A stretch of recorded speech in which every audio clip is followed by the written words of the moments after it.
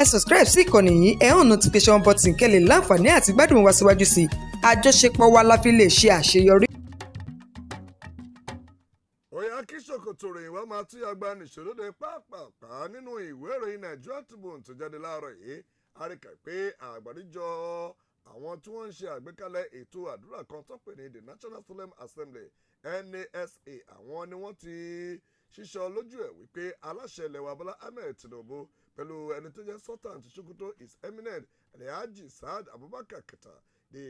àti ẹni tó jẹ́ olùdarí ilé ìgbìmọ̀ aṣòfin àgbà lórílẹ̀‐èdè Nàìjíríà Godswill Akpabio pẹ̀lú àwọn kọ̀rìnkọ̀rìn míì lórílẹ̀‐èdè Nàìjíríà ní ìrètí wà wípé wọn yóò kópa níbi ètò àdúrà eléyìí tí wọ́n máa ń ṣe fún orílẹ̀‐èdè Nàìjíríà tó pè ní National Day of Solemn Prayer. Nígbà tó bá àwọn akọ̀ròyìn sọ̀rọ̀ lánàá nílùú Àbújá, Bishop Stephen Adegbite tó jẹ́ alága ẹgbẹ́ àwọn ọmọlẹ́yìn Kristi yẹn Christian Association of Nigeria kan ẹ̀ka ti ìpínlẹ̀ Èkó jẹ́ kó dímọ̀ pé ọjọ́ àdúrà ti orílẹ̀-èdè náà yẹn National Day of Prayer ó ní ó jẹ́ àyájọ́ kan eléyìí tí wọ́n máa ń lò láti lè rí i pé wọ́n tún fi ẹsẹ̀ ìṣọ̀kan múlẹ̀ lórílẹ̀-èdè Nàìjíríà àti kí gbogbo èèyàn kí wọ́n bá lè gbọ́ ara wọn yé. Ó ní bákan náà ó ní ètò àdúrà náà ó ní ọjọ́ ẹtì ọ̀sẹ̀ yìí ni yóò wáyé o ní ibùdó àdúrà ti àpapọ̀ tó ń pè ní National Ecumenical Center tó wà nílùú Àbújá. Ìránṣẹ́ Ọlọ́run náà jẹ́ kó nímọ̀ pé àyájọ́ ọ̀hún ó ní ó jẹ́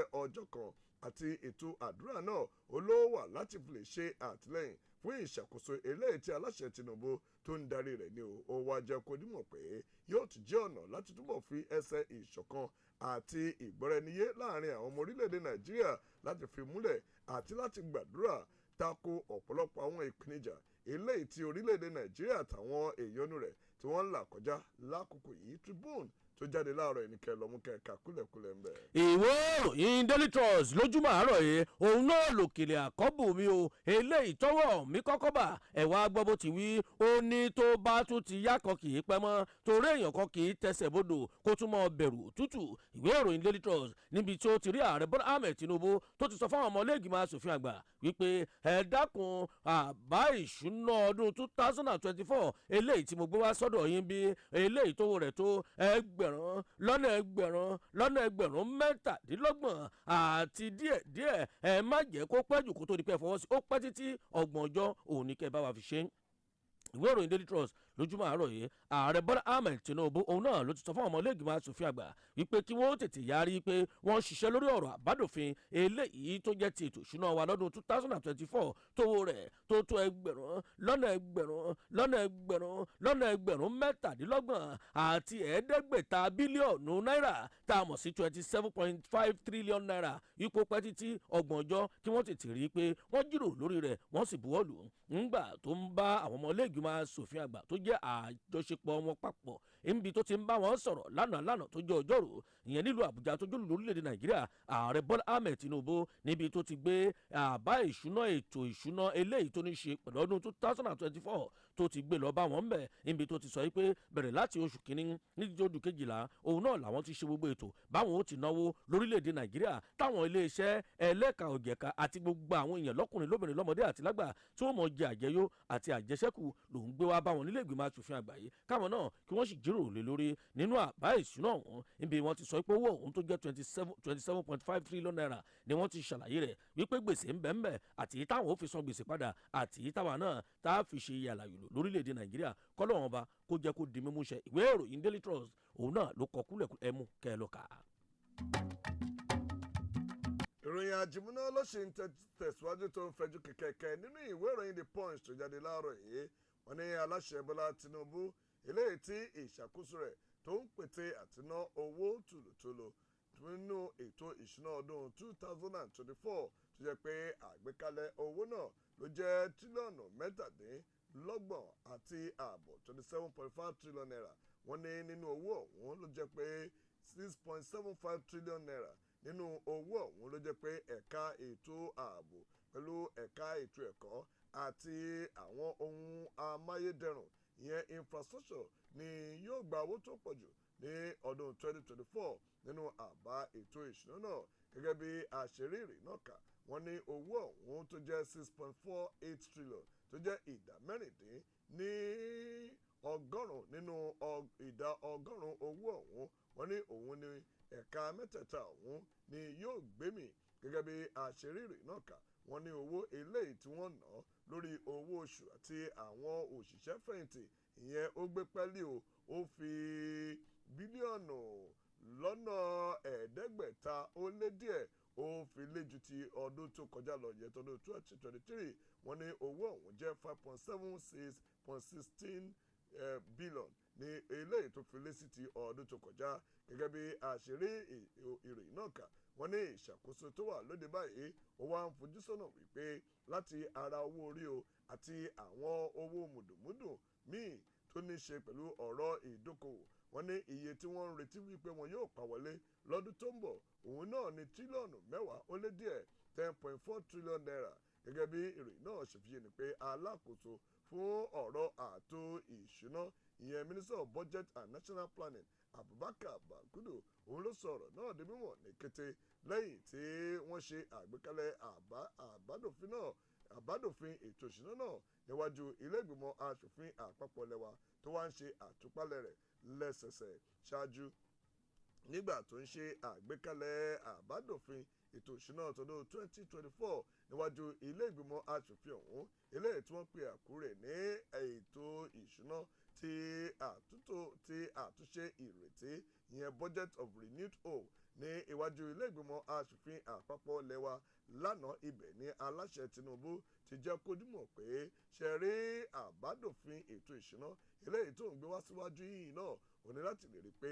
àwọn iṣẹ́ àkànṣe ti àwọn ohun amáyédẹrùn kan wọ́n tètè parí rẹ̀ ní kíákíá. Bákan náà ni yóò tún bójútó àwọn ìpèníjà eléyìí tó ń ṣe àkóbá fún ìdàgbàsókè ètò ọrọ̀ ajé. Òun ní bákan náà ni yóò tún mú kí ìgbáyé kó rọrùn nítorí pé ọ̀pọ̀lọpọ̀ nǹkan tó ti gbówó lórí owó rẹ̀ yóò tún wálẹ̀ o. Ó ní yóò sì lè mú kó rọrùn fún àwọn ilé-iṣẹ́ gbogbo láti lè máa ṣe ètò káràkátà òun okòwò wọn ní orílẹ̀-èdè Nàìjíríà láì mú ìgbáyé nira fún àwọn ọmọ orílẹ̀-èdè yìí. The Punch tó jáde láàárọ̀ yìí ló ní kúlẹ̀kúlẹ̀ ìròyìn náà. Eléyìí náà wọ́n ní bẹ́ẹ̀ ni bá ta bá ń parọ́ fún Obama ó yẹ ká ẹ ti mọ̀ pé ẹni tí ń parọ́ fún ni náà gbọ́dọ̀ mọ̀ pé òun ń parọ́ ni o torí pé ẹni tá a bá ń tàn bí Obama ẹni tó ń tan ni ó yẹ kó yẹrù ẹni bẹ́ẹ̀ pé mò ń tan lágbájá ni o lórí irọ́ gbúú ní gbogbo ohun tí Tinubu eléyìí tó gbé wá gẹ́gẹ́ bí àbádòfin ètò ìṣúná ọdún 2024 irọ́ pátápátá ló ń bẹ lórí irọ́ ni o àti pé kò sí ìrètí kankan tá a lè mọ ọdún òde nínú àbádòfin ètò ìṣúná ọ̀hún. Ẹgbẹ́ òṣèlú PDP òun náà ló kọ bẹ́ẹ̀ nínú ìwé ìròyìn Tribune. Ẹgbẹ́ òṣèlú People's Democratic Party PDP òun náà ló ti bẹnu àtẹ́lu ètò ìṣúná eléyìí tó ní ṣe pẹ̀lú àbá ètò ìṣúná tọdún 2024 tówó rẹ̀ tó ẹgbẹ̀rún mẹ́tàdínlọ́gbọ̀n àti ẹ̀ẹ́dẹ́gbẹ̀ta bílíọ̀nù náírà ìyẹn 27.5 trillion naira eléyìí tí wọ́n fi ránṣẹ́ sílé ìgbìmọ̀ aṣòfin àgbà wa lánàá gẹ́gẹ́ bí ààrẹ Bọ́lá Ahmed Tinubu gẹ́gẹ́ bó ti gbé lọ. Nígbà tó ń sọ̀rọ̀ wọ́n ní iṣẹ́ rí gbogbo ètò àbádòfin ètò ìṣúná eléyìí tí ààrẹ Bọ́lá Ahmed Tinubu tó gbé lọ lánàá tó jẹ́ ọjọ́rú yìí ó ní kò lè so èso rere fún wa o níbi tí a ti rí ẹgbẹ́ òṣèlú alátakò lórílẹ̀‐èdè Nàìjíríà ìyẹn ẹgbẹ́ òṣèlú PDP níbi wọ́n ti bẹnu àtẹ́lù wípé kí wá ní kí ló wà ńbẹ̀ kí wá ní gangan kò lè sí nǹkan kan tó lè so èso rere nínú àbá ètò ìṣúná eléyìí tí wọ́n gbé lọ sílé ìgbìmọ̀ aṣòfin àgbà wọn nítorí pé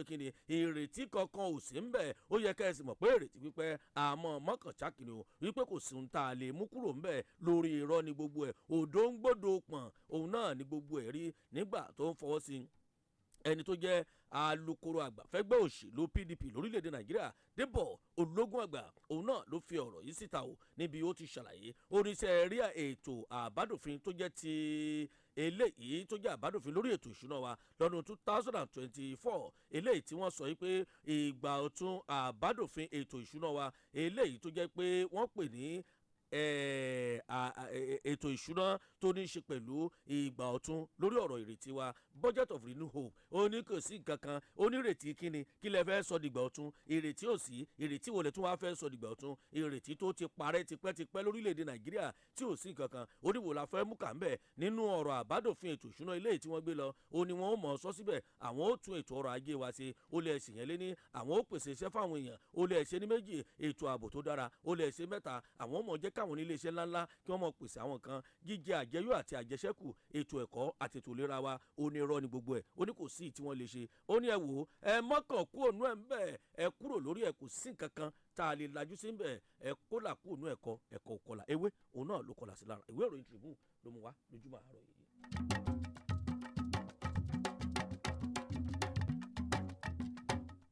ẹ káàbọ̀ padà àjìmúná ìròyìn Sweet 107.1 FM lábẹ́òkúta amọ̀pẹ́ ń gbátùn wa àwa náà ń gbátùn yín gbogbo wa náà làkúkú jọ ń gbátùn pàìtọ̀ ó yá o. ọmọ alájẹ ni wá o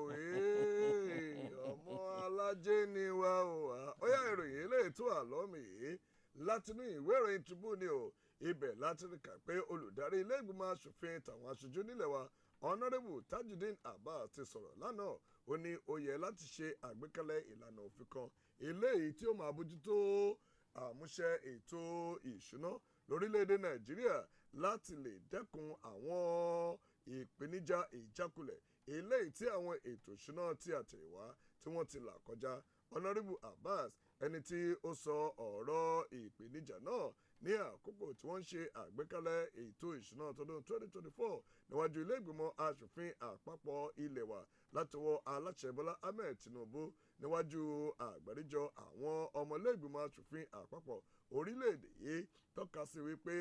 àwọn ọmọlẹ́gbìmọ̀ asòfin àpapọ̀ wọn yóò ṣe ohun tó yẹ kán ṣe o láti ró ètò ìṣúná orílẹ̀-èdè Nàìjíríà lágbára sí àti láti lè rí pé wọ́n ṣe àgbélárugẹ ìdàgbàsókè eléyìí tí ó yẹ nípasẹ̀ rẹ̀ nígbà tí ó ń ṣe ìlérí ilé ìgbìmọ̀ asòfin àpapọ̀ ilé wa láti lè rí pé wọ́n ṣe àtìlẹ́yìn fún èròǹgbà ìjọba pẹ̀lú àwọn ìlànà àti àwọn ètò gbogbo tó ní í ṣe pẹ̀lú lílé ìṣẹ́lùgbẹ́ àti mímú àtúntò bá ìlànà ètò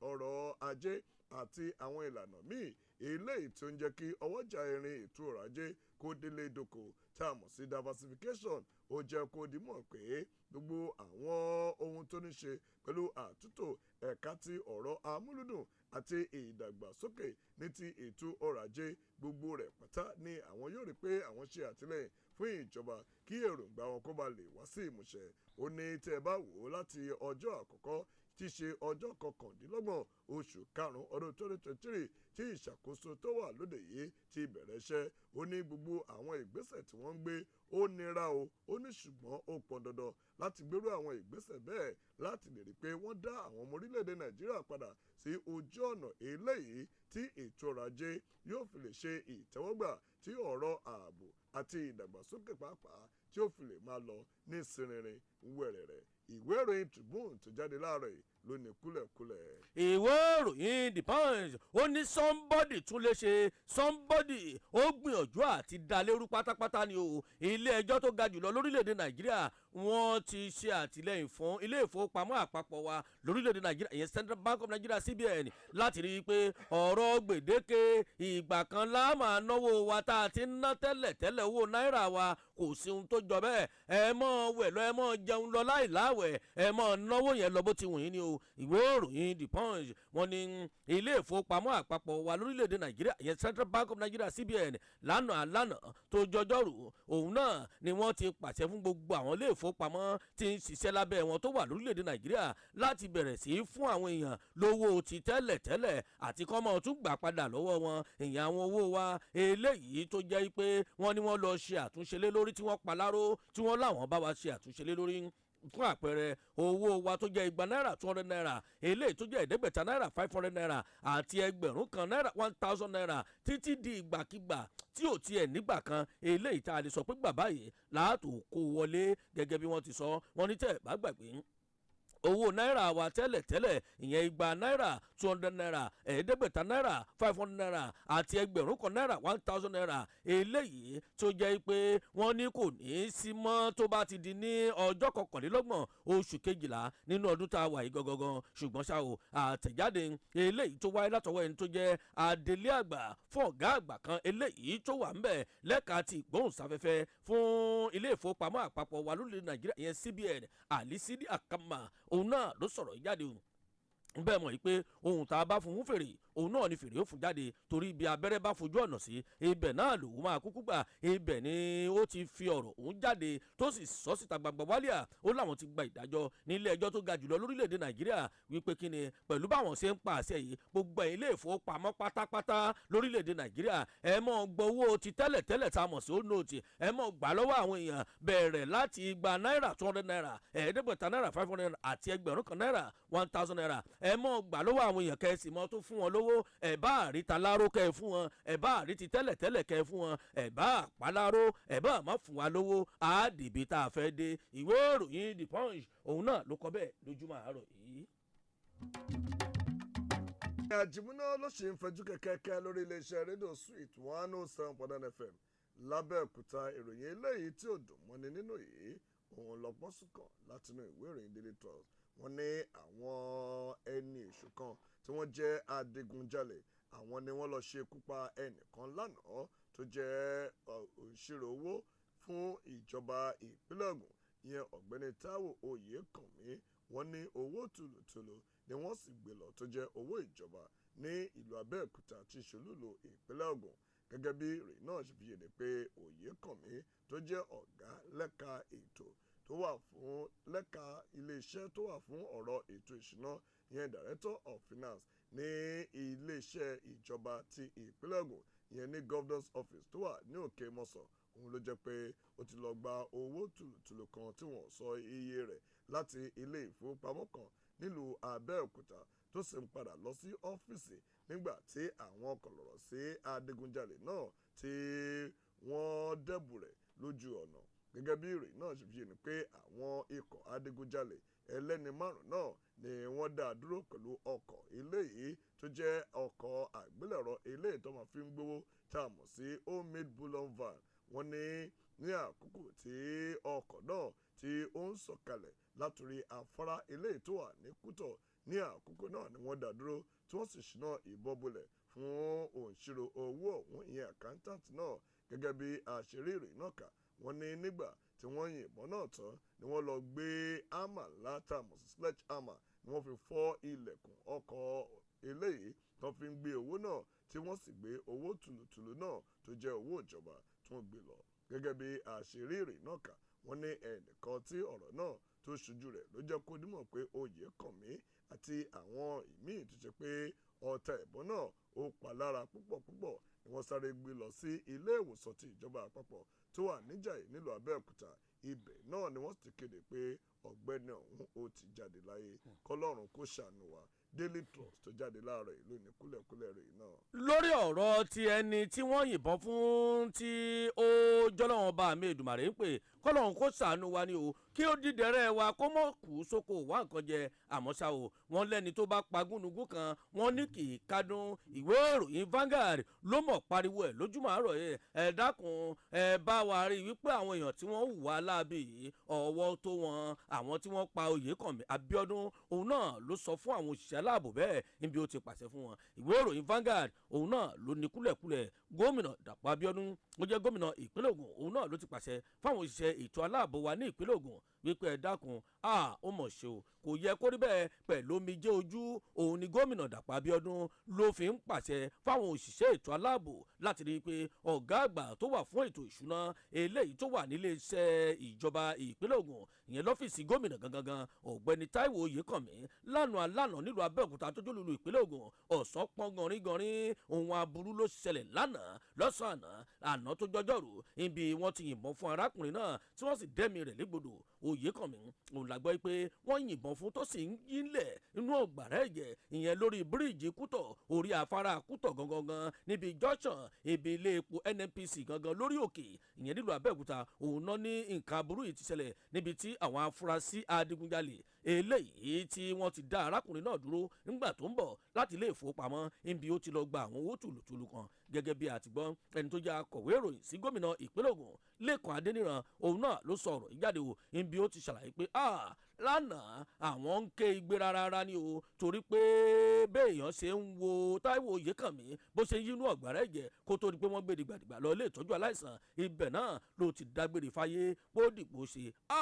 gbogbo ẹ̀yin èèyàn tẹ́ bá lọ́wọ́ nù wá burú yìí ẹlẹ́sẹ̀ yìí ò ní lọ láláì jìyà torí jọ àbá fàjáfògùn ọjọ́ náà ní àwòbẹ̀ o bó sì wù kí ajá kó lo ẹgbẹ̀rún ọdún láyé ẹran ògùn òun náà ni yóò kúkú dà ó ní gómìnà ń sunkún gan ni o ó sì sọ fáwọn òṣìṣẹ́ aláàbò ẹ dákun ẹnikẹ́ni èèyàn kéèyàn tó bá jẹ́ pé inú abẹ́ obìnrin náà òun náà lábá ti bí wọn wọ́n gbọ́dọ̀ rí i pé wọ́n wá àwọn tí wọ́n bá pa Táíwò Oyèkánmi jáde ìwé ìròyìn Vanguard òun náà ló ka eléyìí ní kúlẹ̀kúlẹ̀ bẹ́ẹ̀. ní ìpínlẹ̀ Ògùn wọ́n ní àwọn òṣìṣẹ́ wọléwọlé ni wọ́n ti bẹ̀rẹ̀ sí í pariwo síta báyìí pé nǹkan ń bọ̀ ẹ lọ múra lẹ̀ kí ló ń bọ̀ àríkà pé àgbáríjọ ẹgbẹ́ àwọn òṣìṣẹ́ elétò ìlera ti àyíká tá a mọ̀ sí Environmental Health Officers Association of Nigeria ìyẹn àwọn wọléwọlé la mọ̀ wọ́n sí wọ́n ní wọ́n ti jẹ́jẹ́ ìfarajì wọn wípé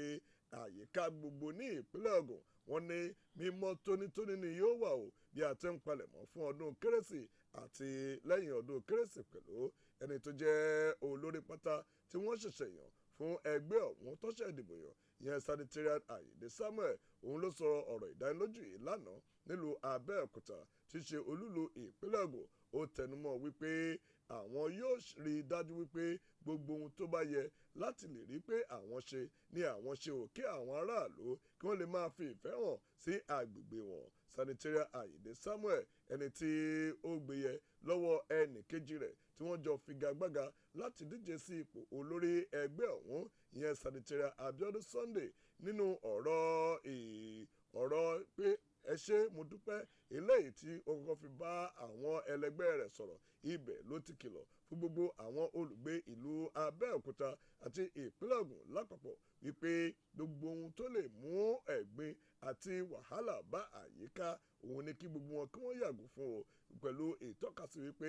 ẹnikẹ́ni ẹgbẹ́ tàbí àwùjọ tí ó bá lòdì sí àwọn ìlànà wọ̀nyí wípé ìyà tó nípọn ni wọ́n fi jẹ irú àwọn èèyàn bẹ́ẹ̀. Nínú ìròyìn náà ni wọ́n jẹ́ kó di mímọ̀ pé Sanitarian Ayinde Samuel òun ni ó jáwé olúborí nígbà tó ní àpapọ̀ ìbò tó tó márùndínlọ́gọ́jọ ìyẹn 155 tí ó fi gbéyẹ lọ́wọ́ ẹni tó súnmọ́ pẹ́kípẹ́kí ìyẹn Sanitarian Abiodun Sunday tóun ní àpapọ̀ ìbò mọ́kàndínláàádọ́rùn-ún nígbà tí Sanitarian Afọlábí Taiwo tí òun jẹ́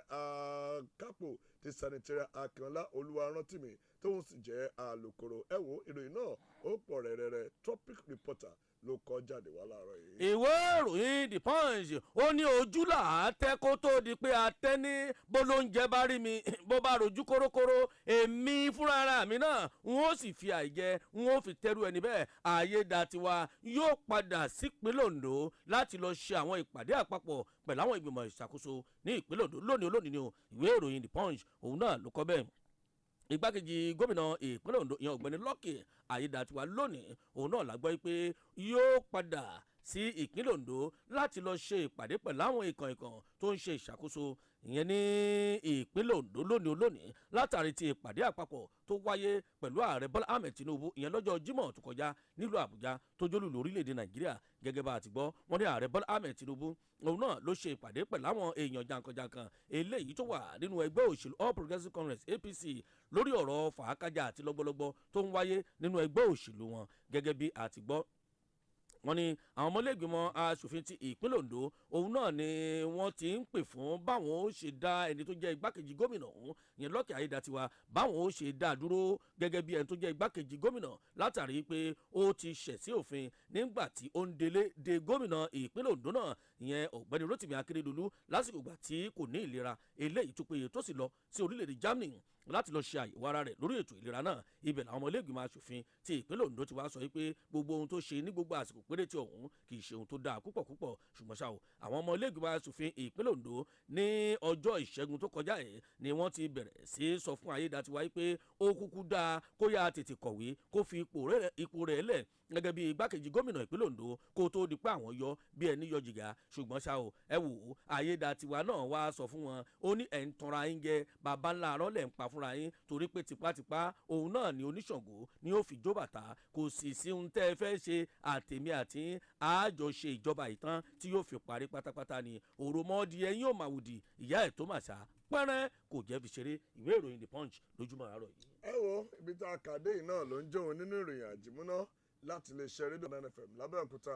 Ìpolówó ọjọ́ tí ní gbogbo èèyàn ń pè mí ó bá mi lára mu. Èmi ìròyìn jíṣẹ́ tán iléyà tó pàdé lọ́jọ́ mi ọjọ́ rẹ̀ káàárọ̀ ẹ̀kọ́ ojúmọ́ bẹ̀rẹ̀. Lórúkọ gbogbo ìgbìmọ̀ ìṣàkóso iléeṣẹ́ rédíò 7.1 FM nílùú Abẹ́òkúta mọ́ gbàgbé pé tó bá di ní aago 5 nírọ̀lẹ́ mọ́ gbìnàyà